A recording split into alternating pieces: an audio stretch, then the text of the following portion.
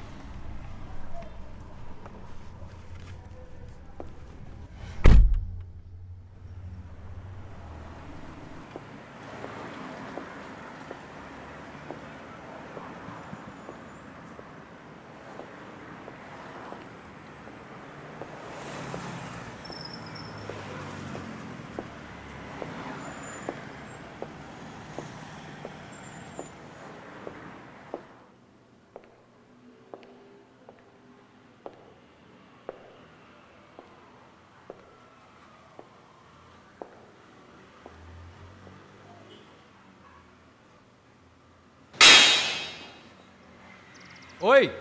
Opa, Desculpa, eu tava ajeitando umas coisas aqui e me descuidei. tem nenhum problema não. De susto é que eu não morro.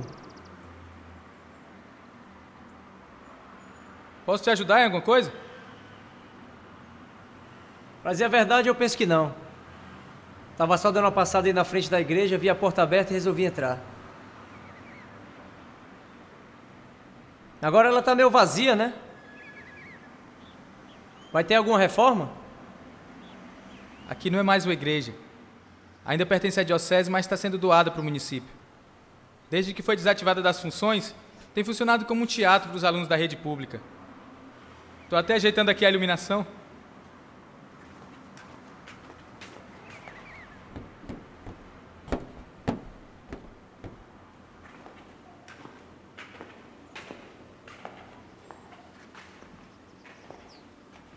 Mas que mal lhe pergunte, qual o seu nome?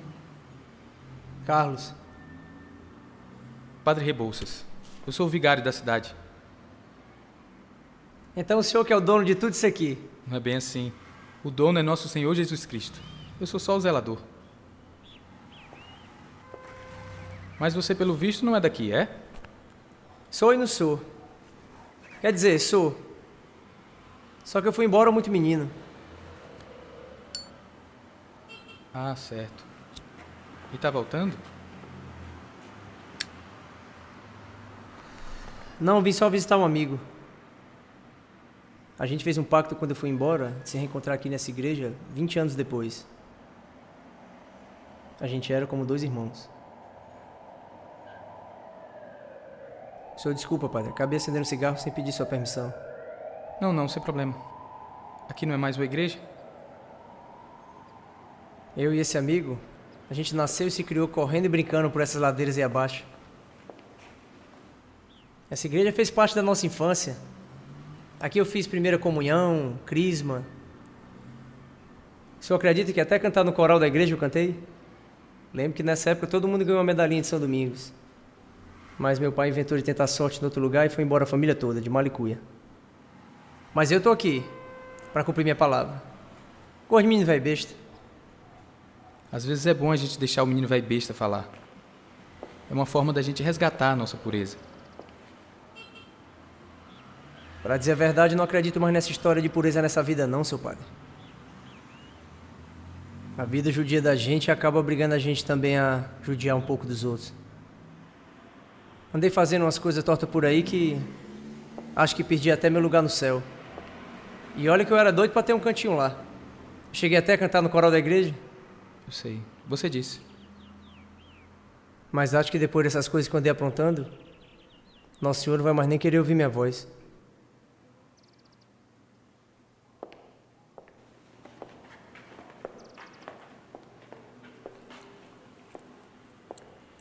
E o que foi que você fez de tão terrível?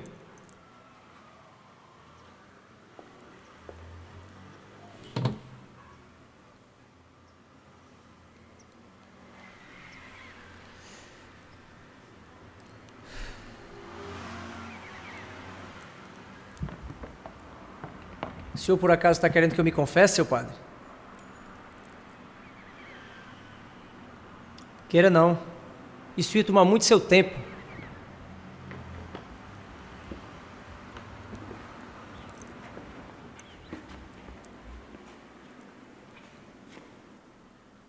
Eu carrego um monte de alma nas minhas costas.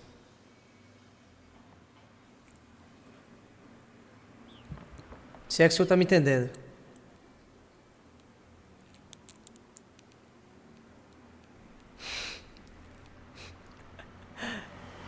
Brincadeira, padre. O senhor acha mesmo que se eu fosse um matador eu ia estar contando assim de peito aberto? Mesmo pro senhor que é um padre? Talvez, quem sabe, né? Mas é muito bonita essa amizade que você tinha com seu amigo. Como era o nome dele? João Miguel. E você teve notícias dele nesse tempo? A gente chegou a trocar 1 ou 2 cartas, mas acabou perdendo a pista do outro. Mas não é só uma questão de amizade não, seu padre. Também é uma questão de palavra. João deu a dele, eu dei a minha. Mesmo torto nessa vida, eu prezo muito pelo que eu digo. Ou pro bem ou pro mal. João também era assim, um cara de palavra. Tenho certeza que se ele estiver vivo, ele passa já aí por essa porta.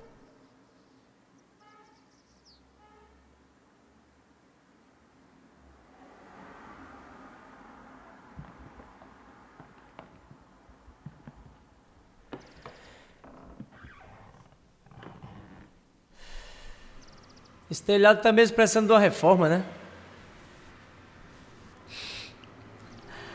É engraçado isso. Só o que a gente escuta falar por aí é de teatro virando igreja. Aqui não, aqui é diferente. É a igreja que está virando teatro. Só aqui mesmo na minha terra, viu? Vocês marcaram que horas? Lembra? Lembro. A gente marcou aqui, em frente ao altar, 3h30.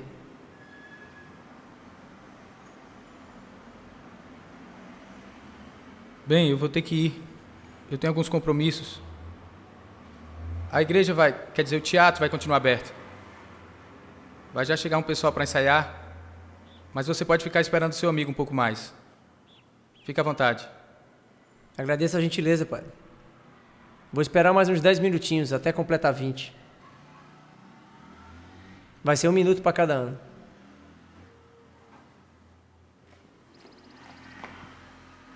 Adeus, Carlos. Que o Senhor ilumine os seus passos, aonde quer que você vá. Agradecido, pai.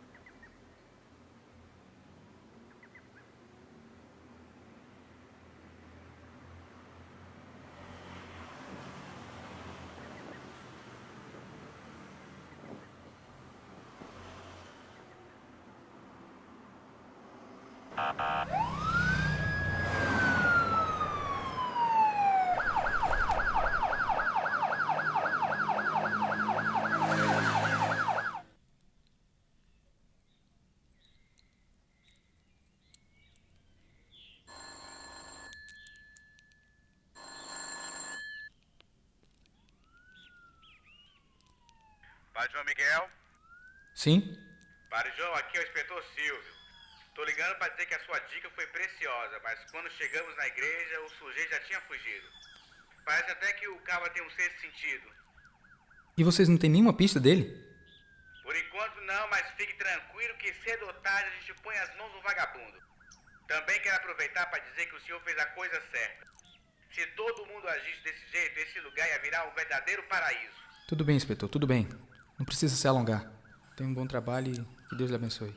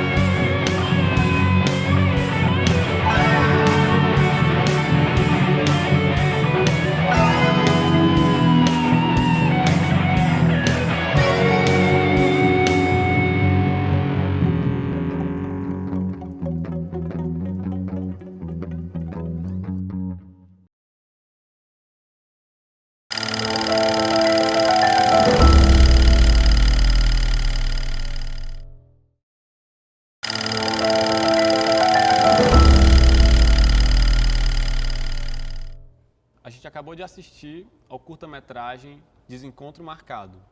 E a gente está aqui com o diretor, Duarte Dias. Duarte, muito obrigado por ter aceitado conversar com a gente. Eu agradeço o convite, é uma honra. Eu queria que você falasse um pouco, você é uma pessoa que tem uma atuação no campo artístico muito ampla, você escreve, você fotografa, dirige, né? Eu queria que você falasse um pouco como é que foi a sua entrada no cinema, assim, né? Qual é a sua formação, ou se você é uma pessoa que é mais prática mesmo nessas suas investigações. Eu queria que você falasse um pouco sobre como é que você virou diretor. Sim, sim. Na verdade, é um sonho antigo, um sonho de adolescência, né?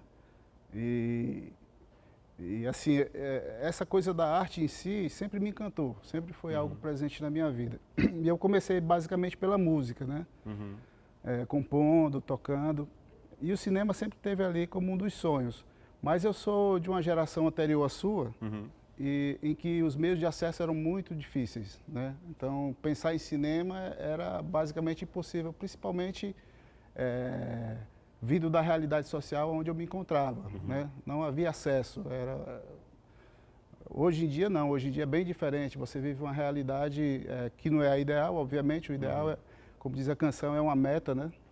Então, hoje em dia é mais fácil. E por conta dessa impossibilidade inicial, o caminho natural dessa criatividade que eu gostaria de exercer foi se dando através da música, né? E da escrita, de outras áreas. Sim. Até que chegou um determinado momento, e aí a gente está falando ali no início dos anos 2000, ali 2005, meados dos anos 2000, né? Onde, de fato, eu pude dar vazão a essa vontade, porque aí já havia uma certa democratização do acesso, a tecnologia havia avançado, você era capaz de fazer coisas com... Obviamente não numa condição profissional, né, com qualidade profissional, mas você já tinha como exercer alguma coisa. E aí eu fui dando vazão a isso, mas inicialmente através daquilo que eu podia ter feito anteriormente, né, que eu vinha fazendo anteriormente, que era a escrita. Então, como roteirista de algumas coisas, Depois é que eu me aventurei mesmo na direção. Mas sempre não tenho uma formação, assim, digamos, acadêmica nessa área, né? Foi algo prático mesmo. Eu sempre cultuei esse lado autodidata mesmo, eu ponho muita fé nisso, de pesquisa, talvez até como uma característica pessoal, né? Então, sempre fui muito de pesquisar, de me inteirar, de conversar, fazer cursos, obviamente, mas sem essa amarração. Até porque não existia também aqui, é uma coisa recente. Sim. Né? A gente está falando aí de 10, 12 anos atrás que começou esse movimento que resultou nos cursos das universidades, né? Sim. E como é que essa sua experiência anterior com composição, né, pessoalmente, musical, como é que você acha que ela lhe ajudou, lhe influenciou na hora de escrever roteiros, assim, ou de pensar, né? Porque também você também escreve também literatura, né? Então você está um pouco dentro desse lugar mais amplo da escrita, né? Assim, como é que você acha que isso lhe influencia na sua escrita mesmo, de roteiros, nos seus processos criativos? Eu acho que a música ela foi fundamental e segue sendo fundamental, porque quando você pensa na estrutura de uma canção, por exemplo, você tem um tempo limitado onde você tem que contar uma história, tem que criar uma harmonia, tem que criar uma melodia, né? E tudo aquilo tem que acontecer dentro daquele tempo, com começo, meio e fim, não necessariamente nessa ordem ou não narrativamente tão certinho assim, né? Mas isso te dá uma capacidade de condensação das ideias ao mesmo tempo em que te dá um ritmo. Naturalmente a música tem ritmo, o cinema também tem ritmo, né? A escrita também tem um ritmo, tem uma narrativa, né? Então a música funcionou muito como esse elemento formador dessa, digamos assim, dessa visão acerca do resultado final de um projeto, seja ele um livro, um conto, um filme, uma música, né? Ela me norteou. E é engraçado você falar nisso, que eu me lembro aqui, quando eu comecei a tocar violão também, era uma coisa meio complicada, porque não existia internet. Hoje em dia você tem facilidades de aprendizado, né? Tem mecanismos. Então existiam umas revistinhas nas bancas, com cifras, né? E eu comprava essas revistinhas, só que eu não conhecia as músicas, mas tinha lá os acordes. Né? Como eu não conhecia as músicas, mas tinha os acordes, eu queria aprender os acordes, eu ficava inventando com aqueles acordes outras melodias, com aquelas letras. Então era uma brincadeira que acabou de alguma maneira influenciando a condição criativa em torno da obra. Já era um processo de tradução, né? Exatamente. Para a gente já quase se adiantar do filme já, né? Que o filme que a gente exibiu, ele é também um processo de adaptação, né? E aí, antes da gente entrar nele, eu queria que você falasse um pouco do seu trabalho na literatura também, assim, né? Como é que você tem pensado também esse lugar da literatura, se você acha que se a literatura veio antes também do cinema, ou se foi uma coisa que você foi vendo as possibilidades de construção também de ficção, né? Indo mais para esse campo literário, porque pegando pelo curta que a gente viu, você tem uma ligação forte com a literatura também, né? Já que também é uma adaptação, né? O filme. Sim, essa minha iniciação pela literatura e assim na literatura se dá basicamente, eu costumo brincar, dizer que fui alfabetizado pelas revistas em quadrinho, né? Foi através delas que se deu esse início de pesquisa que resultou aí a gente ter acesso a várias outras formas de expressão literária, né, e filosófica, e o que seja. E assim, ela se expressou, como eu disse, através da música, né, dentro dessa coisa de você criar histórias dentro de um determinado parâmetro musical, e foi se espraiando em narrativas soltas, né? Poesias, contos. E através disso, assim, participei de alguns concursos literários na juventude. E hoje a gente está, na verdade, eu estou num processo de maior inserção nesse segmento, né? A gente escreve numa coluna, tem uma coluna no jornal eletrônico Segunda Opinião, e agora nos próximos dias aí, no final de março, a gente vai lançar um livro chamado Arte em Estado Crônico, que é uma junção de 5 autores que a gente elencou aí a cultura como tema, as artes, né? E vai ser um livro de quase 400 páginas, onde a gente fala sobre literatura, cinema, teatro, música, quadrinhos, gamers. Então, assim, é a estreia do ponto de vista físico da Legal. consolidação do livro. Eu queria voltar um pouco no começo da nossa conversa. Você falou que tem essa formação mais autodidata, né, no cinema, formação mais prática. E com outras pessoas que a gente já conversou também aqui, sempre se fala muito de uma construção também de um grupo, né, dentro dessa formação prática, autodidata, você constrói quase também, às vezes, coletivos ou pessoas com quem você se aproxima. Eu queria saber se você, nesse período que você começa a fazer em 2005, como você vai falando, se você encontrou também, tinha um grupo que você trabalhava, se ainda são pessoas que você colabora hoje, assim, como é que foi essa construção mesmo de aprendizado prático, né, no cinema? Sim. Quando se deu esse início, na verdade, eu procurei me aproximar de pessoas que já exerciam esse tipo de atividade. E aí eu fiz, talvez seja o caminho natural, tenha sido o caminho natural de muita gente, que é a Casa Amarela, né? Sim. E lá a gente conheceu algumas pessoas, o Marclay foi uma dessas pessoas, né? Mas, ao mesmo tempo, eu também me envolvi com a questão da organização do movimento, digamos assim, da militância em torno do audiovisual, né? Então, frequentei na verdade, uma entidade que existia à época, a Associação Cearense Cinema e Vídeo, e a gente foi ali conhecendo as pessoas, mas, ao mesmo tempo, se envolvendo nessas causas que buscavam as possibilidades de expansão da produção através de financiamentos públicos, né? E acabou que me tornei presidente dessa entidade, né? E a gente trabalhou em cima das perspectivas de editais ao longo desse processo. E, ao mesmo tempo, paralelo a isso, a gente ia formatando esse aprendizado junto com esses companheiros. Eu diria que chegamos a formar uma patota. Tem um amigo meu que diz que cinema é patota, né? E chegamos a formar uma patota, mas que hoje em dia ela está meio diluída, assim. Cada um está buscando o seu caminho, né? Mas o Marclay foi, junto com o Douglas, que é o Douglas de Paulo, que é o produtor, né? Foram aqueles que mais ficaram próximos, assim, desse início. E continuaram nesse caminho da produção, né? Exatamente. E eu acho que também um lugar que você vem também se destacando, assim, né? Ou focando mais é nessa questão das políticas públicas mesmo, né? Assim, como você tem falado, assim. Como você acha que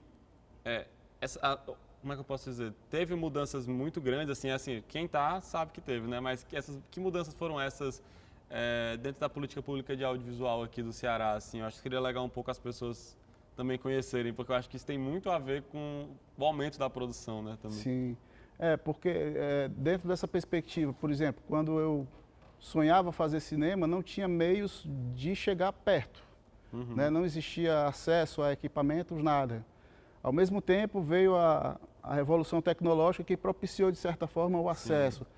Mas isso não era o suficiente, porque muita gente, e isso permanece até hoje, a rapaziada jovem da periferia não tem as condições mínimas, né, o básico. Existe o acesso, mas ainda é muito caro, né? Exatamente. Então, é aí que entra a questão das políticas públicas, né? E foi aí que eu me envolvi, basicamente, por sacar isso, no sentido de que eu vinha também dessa realidade.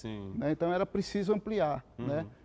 E eu acho que esse é o papel de cada artista, ele tentar ampliar os horizontes para quem vem atrás.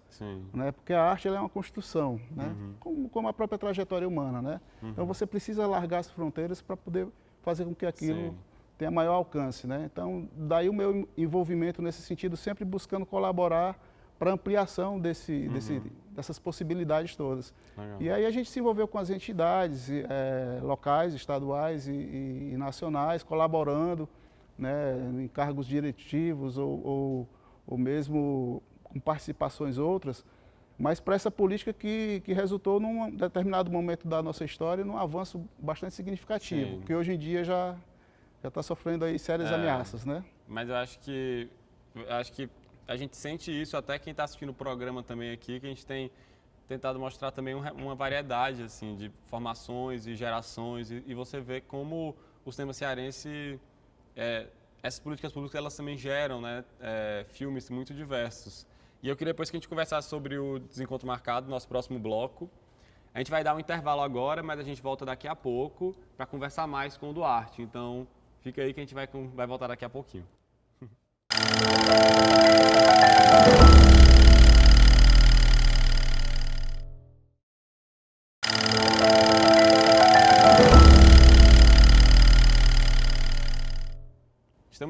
volta no primeiro plano. Hoje a gente conversa com Duarte Dias. Duarte, eu queria que a gente falasse agora sobre o Desencontro Marcado, o filme que a gente assistiu. Ele é um faroeste, uma espécie de faroeste, né? Aqui no Ceará, adaptado de um conto de um escritor americano, né? Do século XIX. Então, eu queria que você... É um filme de muitos deslocamentos, né? Então, eu queria que você falasse um pouco como é que você chegou nesse conto, né? E como é que você também... Você e, claro, os roteiristas e diretores chegaram a pensar assim, não, vamos contar essa narrativa dessa maneira, assim. Como é que foi esse processo? Esse filme nasce de uma forma bem curiosa. Numa visita ao Marclay, né? Uhum. Ele tinha um livro lá do escritor Henry, né? Que era e aí eu comecei a folhear o livro, li assim rapidamente alguns contos. Eu disse, cara, me empresta esse livro, né? Tá, levei o livro e comecei a... talvez um dos maiores contistas norte-americanos do século XIX. Comecei a ler e em um determinado conto me chamou a atenção, pô, isso aqui dava uma boa adaptação para o cinema e tal. E fiz um roteiro, né? Assim, a gente vai guardando as coisas, né? Vai fazendo, trabalhando. E aí aconteceu da Alice, que é a esposa de um amigo nosso, que também trabalhava com audiovisual, chegou para o Marclay e disse, eu queria adentrar a área, fazer também um filme e tal. E o Marclay foi... me falou isso, né? Alice está atrás de um roteiro e tal, não sei o que, tu não tem algum aí e tal? Eu disse, eu tenho um que é adaptado do livro e tal, né? O engraçado é que a narrativa original se passa em Nova York, né? Do final do século XIX, né? E aí a Alice é natural de Baturité, né? E ela queria fazer um filme lá em Baturité, né? Aí eu disse, pô, a gente pode pensar numa adaptação, vamos visitar Baturité. Né? E aí foi uma coisa interessante, porque logo quando a gente estava chegando na cidade, a gente olhou assim e viu uma igreja bem na entrada da cidade com arquitetura que chamava a atenção, né? Eu disse, pô, essa igreja é interessante, não tinha absolutamente nada a ver com o filme, mas eu achei interessante a igreja. Eu disse, vamos parar aqui, essas coisas, né? Vamos parar aqui, olhar, e tinha um senhor varrendo a igreja, a gente entrou lá, e pode dar uma olhada, pode. E quando a gente entrou na igreja, não tinha nada, só aquele vazio. E eu disse, o que não está funcionando? Ele disse, não, a igreja foi doada pela diocese para a prefeitura. Vai ser um centro cultural. Sim. Que curioso, a igreja virar um centro cultural, né? E aí aquilo ficou martelando, eu vou incorporar isso na história, né? E aí a gente fez a transformação dessa história que acontecia no final do século XIX em Nova York para o ano de 2013 em Baturité, né? Sim. E aí, o curioso é que, de fato, aquilo que acontece no início do filme é verídico. É uma igreja que estava, naquele momento, sendo transformada no centro cultural. O que, de certa forma, isso olhando a partir de hoje, foi bem simbólico, porque era um momento na conjuntura nacional em que a cultura estava em alta. A gente está falando de 2012, 2011, 2013, né? Ela vinha numa construção, né? Os congressos nacionais, a estruturação da política pública, o MINC, né, fortalecido. Então, aquilo era a cultura avançando, inclusive, em territórios outros, como a religião, por exemplo, né, se transformando. E hoje eu soube, por exemplo, que passado esse período, inclusive a igreja depois virou a sede da Secretaria da Cultura de Baturité. Pra você ter ideia, 2 anos depois ela se transformou na sede da Secretaria da Cultura. Na sequência da administração local, a secretaria foi extinta e a igreja a sede foi devolvida para a diocese e hoje é novamente uma igreja.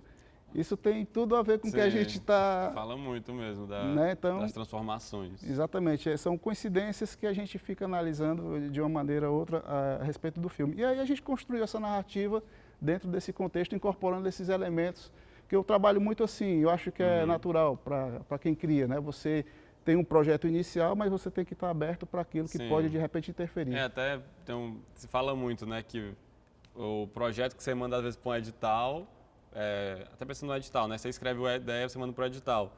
Ele não vai ser o mesmo, ele não tem que ser o mesmo do final, porque existe todo um processo de criativo para fazer o filme, né, ou seja, se o filme é o mesmo... Ou seja, você não se transformou durante o processo, né? Que acho que tem um pouco a ver com isso, né, também. Exatamente, exatamente. E é exatamente isso, porque nós tínhamos o roteiro original, que foi adaptado em função da realidade local, né? E depois, quando a gente começou a gravação, o roteiro servia, a gente está falando de uma ficção, o roteiro servia como base, mas a partir dali a gente foi criando também, e criando em cena mesmo. Tem muito de improviso naquele filme. São 2 atores, né? A fotografia, a câmera na mão, né? Fazendo essa interlocução próxima.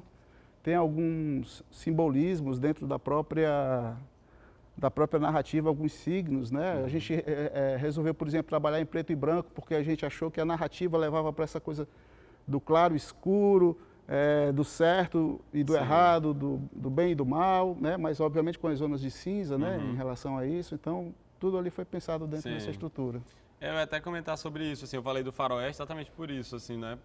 Porque é um filme, um deles é um matador, um atirador e um padre, né? Ou seja, são esses símbolos muito duais, né? Assim. E ao mesmo tempo é um filme que parece de confronto, né? De embate. E você não sabe exatamente por que é que esses personagens eles estão... qual é o conflito deles. O filme ele também mantém esse mistério em suspensão, né? Eu queria que falasse um pouco sobre isso, assim, de como é que vocês pensaram a partir do conto, provavelmente, mas como é que vocês pensaram essa estrutura de relação desses personagens, né?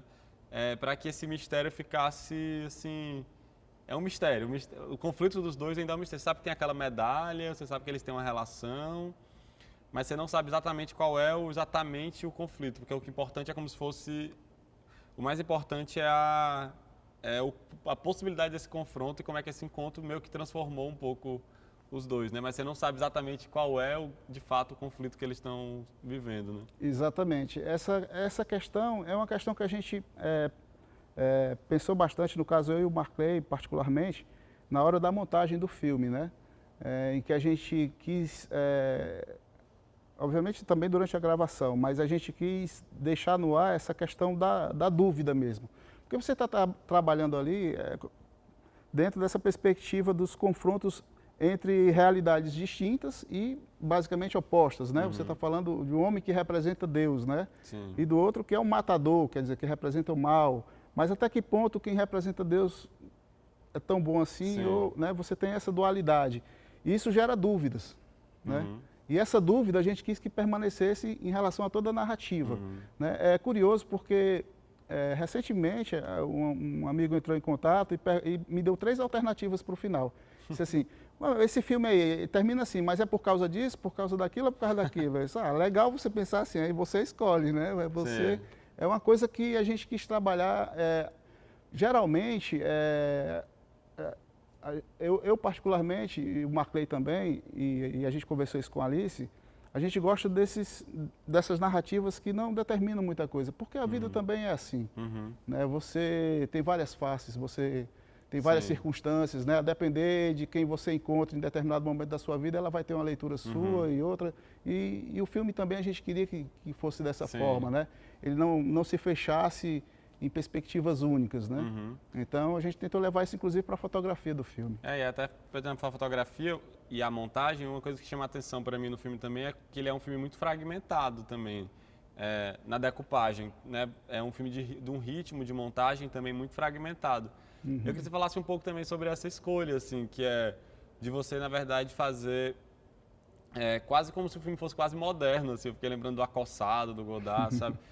Porque é um filme de muitos cortes. Eu queria que você falasse um pouco sobre essa escolha de vocês de encenar o filme, na verdade, né, e montar o filme a partir de uma perspectiva mesmo de uma montagem mais fragmentada do que de uma mise-en-scène de plano sequência, vamos dizer assim. Sim, a gente optou por esse caminho porque é um filme de diálogos, né? É o diálogo entre 2 personagens.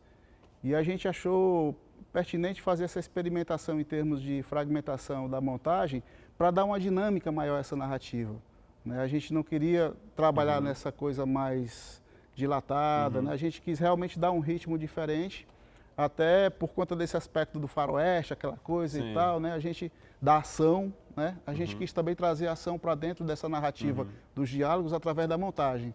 Daí essa dinâmica dos cortes rápidos, apesar dos personagens estarem basicamente a meio metro um do outro, né? Mas a gente trabalhou muito com essa dinâmica e planos e contraplanos, com inclinações, né? Com ângulos inusitados para poder dar uma reforçada nessa narrativa.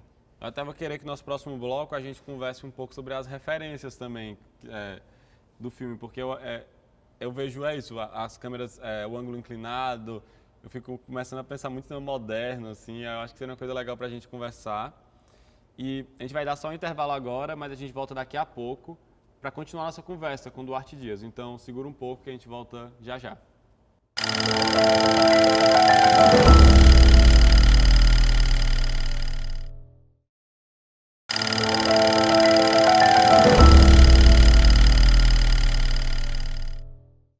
Estamos de volta no primeiro plano. A gente continua a nossa conversa com o Duarte Dias. Duarte, a gente terminou nosso outro bloco falando sobre a estética, na verdade, do filme, né? De fragmentação, você falou do preto e branco também, né? De escolha de alguns ângulos. Eu queria que você falasse um pouco de quais são as influências que você pode falar por você, né? Mas que vocês tiveram para pensar o filme, assim, esteticamente, né? Assim, com quem vocês dialogavam para pensar esteticamente o filme? Para esse filme, pode até não parecer, ou pode parecer, a depender de quem, mas eu particularmente tive como referência o trabalho do Orson Welles, né? Aquele preto e branco dos filmes iniciais, aqueles ângulos mais inusitados, né? E, obviamente, os cortes já para uma pegada mais da nossa época, né? Essa velocidade dos cortes, né?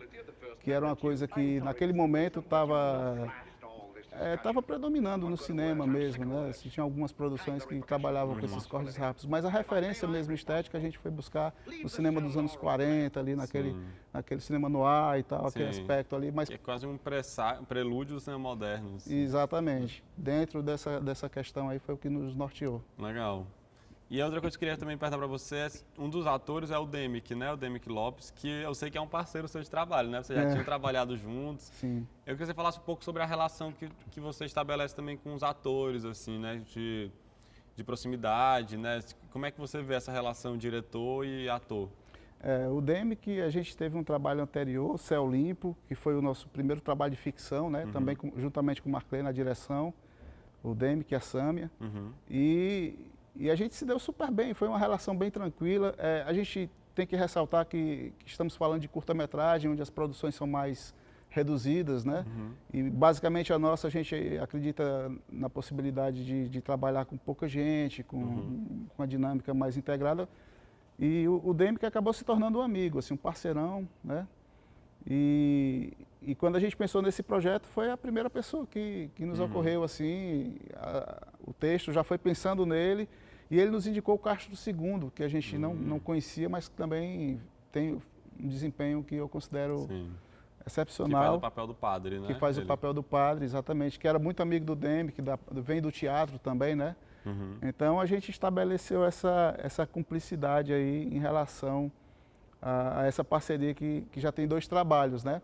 E tem um aspecto curioso do filme que a gente usa, e o Demick também se adaptou muito bem a isso, e o Castro também, que a gente não faz som direto, assim, do filme, né? A gente grava como referência. O filme é todo dublado.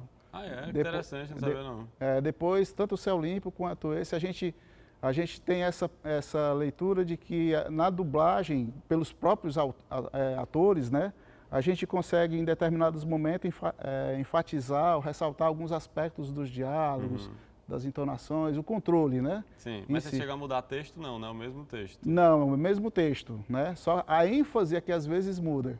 Assim, quando a gente está na fase de montagem, que a gente percebe aqui poderia ser... Aí você pode até alterar a montagem, pegar a fala e deslocar sem necessariamente estar atrelada, né? Te dá uma liberdade maior. Sim, eu fiquei lembrando dos atrizes que trabalhavam com o Fellini, né? Que o Fellini dublava os filmes, elas podiam falar qualquer coisa, ficavam falando números. Aí depois dublava. Isso é possível, né? No nosso caso, a gente, como tinha um roteiro já, né? Um curta, né? Mas a gente sente mais liberdade, inclusive, do ponto de vista criativo, porque você tem ali uma ampliação das possibilidades. Como né? é que você acha que isso influenciou o processo criativo de vocês? Dá mais uma liberdade mesmo, né? Para o filme se transformando ao longo do processo todo. Exatamente. Eu lembro quando a gente fez o primeiro corte, o final era diferente. A gente colocou para algumas pessoas assistirem, né? coletamos essas informações e resolvemos alterar alguma coisa porque tinha gerado alguma dúvida. Se bem que a dúvida faz parte da obra, né? Como a gente conversou. Mas, e aí a gente, não é que a gente alterou o texto da dublagem, mas a gente deslocou algumas falas. Por exemplo, na cena em que o padre está falando com alguém ao telefone, a pessoa que está falando do outro lado você não vê. Isso. Aquilo ali a gente fez algumas alterações Sim. para poder dar uma redirecionada nesse final. Entendi. Né? Mas ela te dá essa liberdade criativa. Né? E ao mesmo tempo, do ponto de vista da produção, ela também tira um peso. Sim. Digamos, você vai ter um peso adicional depois de fazer a dublagem e tal, né? Mas você fica, de certa forma, com maior liberdade na cena. Você pode estar dirigindo, é uma coisa que o Glauber Rocha fazia, né? O cinema brasileiro Sim. dos anos 60 basicamente era dublado, né? Então você tem essa liberdade de até na hora da cena você poder falar alguma coisa, interferir, Sim. dar alguma condução, aquilo está sendo gravado, mas não vai ser utilizado, Sim. mas pode influenciar. Esse tipo de técnica também já é muito usado, ainda é muito usado no cinema hollywoodiano, né? Assim, já é pensado que as cenas vão ser também, algumas cenas vão ser dubladas, assim, né? Porque você tem, às vezes, mecanismo, tem barulho, tem várias coisas, né, no meio. E aí, Duarte, eu queria aproveitar que a gente está aqui no Cine Teatro São Luís também, né? É um lugar onde você trabalha. Queria que você falasse um pouco sobre esse trabalho que você assumiu já tem alguns anos, né, assim, de programador e curador aqui do cinema. Eu queria que você falasse um pouco sobre ele, assim, e eu sei que vocês têm proposto vários programas, claro, isso antes da pandemia, né, que a gente está inserido agora, mas vários programas de acesso, né, também ao cinema. Eu queria que você falasse um pouco também desse seu lugar de trabalho, que é muito interessante. Você tem uma coisa curiosa, porque dentro dessa trajetória, eu formulei, assim, a gente deu ação no Festival de Cinema, que era o Festifilmes, Festival de Audiovisual Luso Afro-Brasileiro, né? Sim. Trabalhando nesse recorte de filmes dos países de língua portuguesa. E aí, nesse processo, eu tive a experiência de curadoria, de, obviamente, né, olhar esses filmes e analisar e tal. E quando veio esse convite do então secretário Guilherme Sampaio, né, em 2015, o cinema tinha começado a funcionar em maio de 2015, esse convite veio no final de setembro, né, a gente resolveu assumir esse risco com essa perspectiva de pôr em prática muito daquilo que a gente discutia no âmbito das políticas públicas, que era a questão da acessibilidade, né, da difusão. E aí foi um desafio muito bacana, porque isso eu acho que basicamente para todo mundo que curte cinema, o São Luís é um palco marcante. Para mim foi o primeiro cinema que eu vi na minha vida foi aqui. Um filme dos Trapalhões de 73, vim com minha mãe. E isso para mim tinha um significado também pessoal.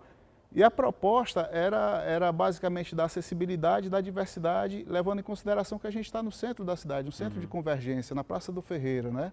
Sim. E uma das primeiras ações que a gente fez foi justamente algo que eu considero que condensa essa leitura, que foi o projeto Escola no Cinema, onde a gente até hoje apresenta, até antes da pandemia, apresentava curtas-metragens brasileiros, ou seja, dando vazão ao conteúdo nacional para o público infanto-juvenil das escolas públicas, né, que vinham aqui tomar contato com esse tipo de conteúdo. Você estava promovendo as duas coisas, a política pública a de cinema ao mesmo tempo, né, formação de público. E essa experiência tem sido muito enriquecedora, pessoalmente, e a gente tem colhido bons resultados, porque a ideia, de certa forma, é quebrar um pouco o paradigma do cinema como algo restrito a determinado público. A ideia da gente é trabalhar com todos os públicos. O conceito é como se a gente olhasse não para o cinema... A gente olha para o cinema, a gente olha para a história do cinema. O cinema tem mais de 100 anos. O que foi produzido nesses 100 anos? Sim. O que foi produzido lá atrás ainda tem validade? Não tem? Serve? Não serve? Quem tem que dizer isso? O público. É importante que o público tenha acesso a isso. Sim. Então é dentro dessa perspectiva maior que a gente... Você tem que assistir até para entender o que é que você gosta, né? Eu acho que uma das coisas sobre o cinema brasileiro, né? Que as pessoas falam assim, a gente não gosta de cinema brasileiro, né? É que, na verdade, as pessoas não têm acesso ao cinema brasileiro. A pessoa não tem nem a escolha de não gostar, porque ela não tem nem a escolha de assistir, né? porque o acesso às vezes é tão difícil entrar na sala de cinema, então quando você pega uma sala como essa, uma sala pública, né, a importância que ela tem de fato na formação, né, das pessoas é fundamental. Eu pego por mim mesmo, assim, quando eu comecei a fazer cinema, que eu ia para a Vila das Artes assistir filme lá, o Cinema do Dragão, que era o Unibanco antes, né, também. De você ir descobrindo, não só os filmes, mas descobrindo pessoas que também gostavam de ver aqueles filmes, né? Exato. E tem muito isso, tem uma coisa muito interessante, Samuel, que é o seguinte, quando a gente começou esse processo, que eu acho fundamental de formação de público, já das crianças, né? O que a gente percebeu? Quando a gente procurava títulos nacionais de longa-metragem, há uma escassez imensa. Se você for olhar os filmes em cartaz, vamos tirar essa parte da pandemia, né? Majoritariamente a produção nacional é voltada para um público adulto. Sim. Se você for olhar, basicamente é isso. Onde é que você encontra bastante conteúdo que pode dialogar com esse público infanto-juvenil? Nos curtas. Sim. Isso eu tinha experiência do festival que eu coordenava, né? Então foi muito mais fácil procurar esse caminho nos curtas-metragens. Isso, de certa forma, me chama a atenção em relação às políticas públicas. Porque não existe um direcionamento ou, digamos assim, uma intenção de fazer com que produções voltadas para esse público infantil-juvenil sejam feitas. E isso é um perigo estratégico, inclusive, porque é justamente aí, na formação desse público, que Hollywood, por exemplo, é craque. Né? Os grandes filmes são filmes que trabalham com esse público, com essa faixa de público, que vai se tornando um público adulto e com aquela pegada, né? A gente está falando aqui do início do Escola no Cinema, foi em 2015, está fazendo 6 anos. Né? Quando a gente trabalha o conceito de geração, geralmente a gente trabalha de 30 em 30 anos, é uma geração. Sim. Mas no âmbito da cultura, a geração é compreendida em torno de 7 anos. Então a gente está falando da formação de uma geração em 7 anos, que a criança que veio aqui com 5 anos para o São Luís assistir um filme nacional, ela hoje tem 11 anos, 12 anos. Então, essa cultura vai ficando, vai né? ficando. E esse estranhamento do público em relação ao conteúdo nacional vai perdendo a sua validade. Exatamente. É uma construção, né? Como você estava falando. Duarte, eu queria muito agradecer a sua presença aqui, essa conversa, e também por ter aceitado, né, passar o filme para a gente falar um pouco sobre ele. Assim, eu queria agradecer muito. Perfeito. Para mim é uma honra. Quero parabenizar aqui a você e ao trabalho que vem sendo feito, importantíssimo para a história do nosso audiovisual, mas principalmente para que o público possa ter acesso a isso. Sim, mas muito obrigado. Gente, a gente fica por aqui e a gente aguarda vocês no nosso próximo programa, nesse mesmo dia, nesse mesmo horário. Muito obrigado.